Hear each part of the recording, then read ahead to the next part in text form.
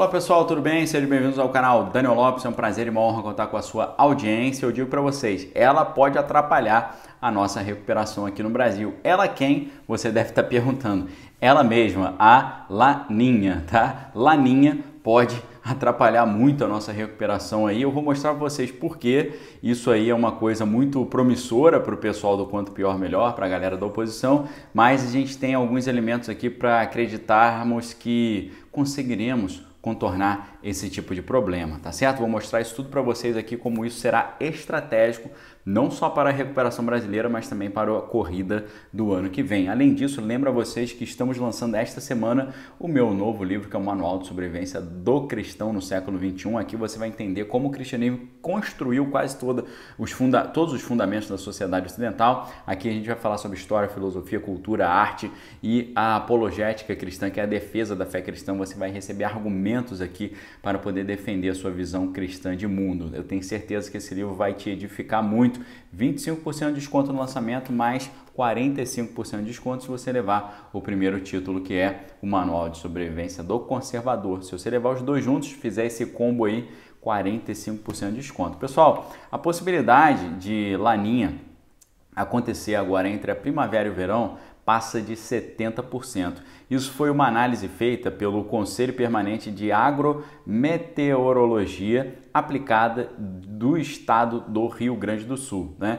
E eles acham que isso pode fazer com que as chuvas comecem a diminuir já neste mês de outubro. E qual o problema disso, né, pessoal? A Laninha, ela costuma afetar os mercados agrícolas e de energia também e causar aí grandes problemas mundo afora. Isso porque entre os seus desdobramentos estão ali a ocorrência de seca, por um lado, lá no oeste americano e algumas regiões da América do Sul, e por outro lado excesso de chuvas na Indonésia e em partes da Austrália. Então essa é uma notícia que preocupa muito, né? Porque nessa semana nós vimos aí muita chuva acontecendo.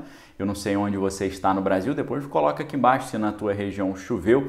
Ontem ali no interior de São Paulo choveu muito.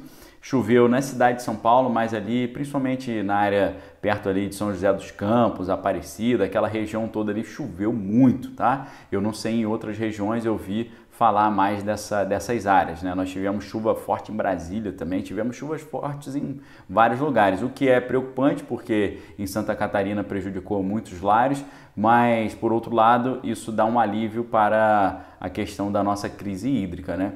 Mas além das chuvas, eu vou voltar nesse assunto, nós tivemos aí outra coisa completamente estratégica, porque o Rio São Francisco ele virou uma espécie de salvador da pátria contra essa crise hídrica, né, essa seca, e a crise energética também. Por quê? Com maior nível ali acontecendo nos seus reservatórios, as barragens que ficam ali no Rio São Francisco, principalmente a de Sobradinho, que se situa lá no estado da Bahia, passaram a ser ali estratégicas, cruciais, determinantes para que nós possamos enfrentar essa crise hídrica que prejudicou a bacia do Rio Paraná, que fica ali no sudeste e também no centro-oeste. Então, pode ser que as obras recentes que foram feitas lá no São Francisco, mais essa condição mais favorável que temos ali, pode ser que isso aí tenha dado uma vantagem estratégica enorme para vencermos esse problema aí da Laninha, tá bom?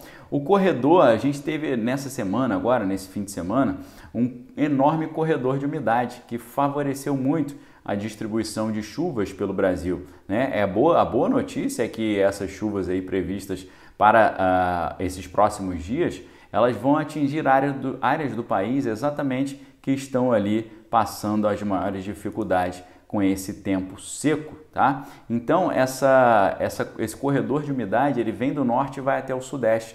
As chuvas ali elas podem trazer aí uma enorme vantagem, né? Porque são áreas que que a colheita de trigo ficou prejudicada.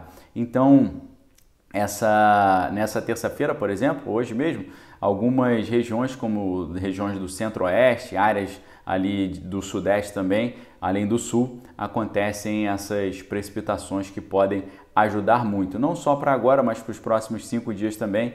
A previsão segue bem distribuída aí na parte central do país, com os maiores volumes previstos aí para o centro e sul do Brasil. Até o estado do Rio de Janeiro tem uma previsão de 70 milímetros, olha só que maravilha, tá? E aí a gente vê algumas notícias falando que, enfim, né, as chuvas chegaram para afastar a perspectiva ruim para a economia. Aí você pensa assim, mas qual é a relação de chover e isso ser bom para a economia, né? Total, é por isso que essa questão aqui, a questão das chuvas, ela está diretamente relacionada à economia e a economia está diretamente relacionada à corrida do ano que vem. É por isso que isso aqui é extremamente estratégico para o que a gente vai observar da corrida para 2022, tá? Porque, inclusive, né, algumas matérias aqui interessantes mostrando que o pessoal que torce contra o Brasil tem ficado um pouco sem sorte. É claro que essa questão da laninha aí preocupa um pouco, mas o pessoal apostava que a gente tivesse uma crise hídrica que ia colocar ali racionamento, apagões no Brasil, né? E provocaria ali também uma perda inédita de produção do agronegócio, mas de fato, né, o período ali úmido de 2020, começo de 2021 foi um dos mais curtos. Isso atrapalhou muito, né?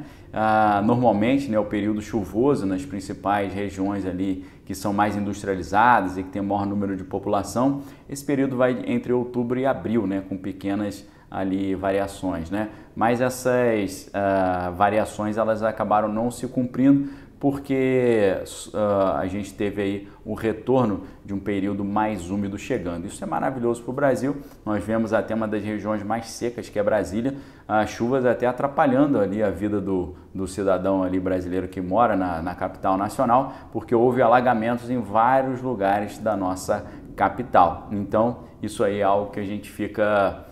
por um lado, né, fica triste, né, com as pessoas que sofreram com essas chuvas aí, que tiveram prejuízos, mas por outro lado dá uma segurança nesse sentido. Eu pergunto para você, você acha que as nossas chuvas aí vão conseguir superar esse problema da laninha? Será? Deixe sua opinião aqui embaixo, tá? Agora, para vocês terem uma noção de como essa dificuldade energética e a dificuldade dos preços altos é uma questão global, o Japão, por exemplo, né, a inflação no atacado do Japão lá atinge maior alta em 13 anos, tá certo? Então, um negócio muito interessante quando a gente observa que isso aí foi simplesmente estamos diante de uma questão de abrangência global. Lá nos Estados Unidos, o crescimento mais lento está provocando aí um adiamento da subida dos juros ali, feito pelo Banco Central, né? Porque sempre que a inflação fica muito alta, o governo aumenta os juros para tentar segurar o consumo, né? Conter o consumo, né? Porque a lei da oferta e da procura acaba gerando esse aumento de preço.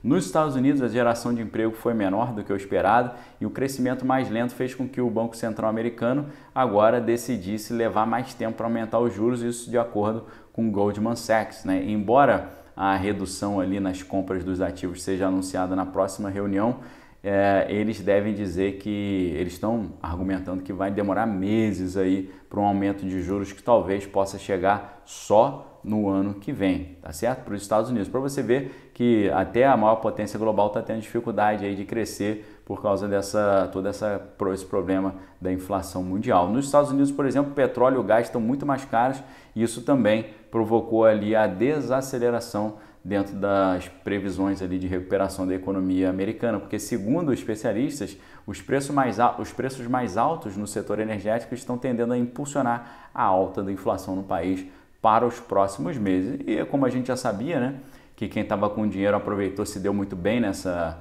situação, né? As grandes empresas de tecnologia estão aproveitando essa crise toda aí, principalmente nas grandes cidades, né? Esse negócio de home office fez com que os escritórios e galpões comerciais ficassem muito desvalorizados nos Estados Unidos. Então as grandes empresas de tecnologia estão aproveitando ali para aumentar a sua presença no mercado imobiliário. Olha só como é que isso está mudando muito.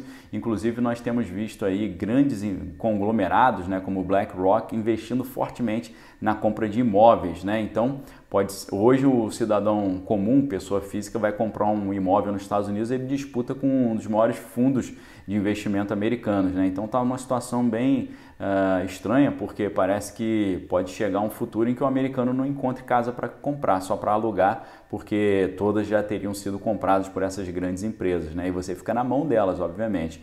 Então, o que está acontecendo lá com essa taxa mais baixa de juros nos Estados Unidos, em função da crise sanitária? as grandes empresas de tecnologia estão comprando muitos imóveis, né?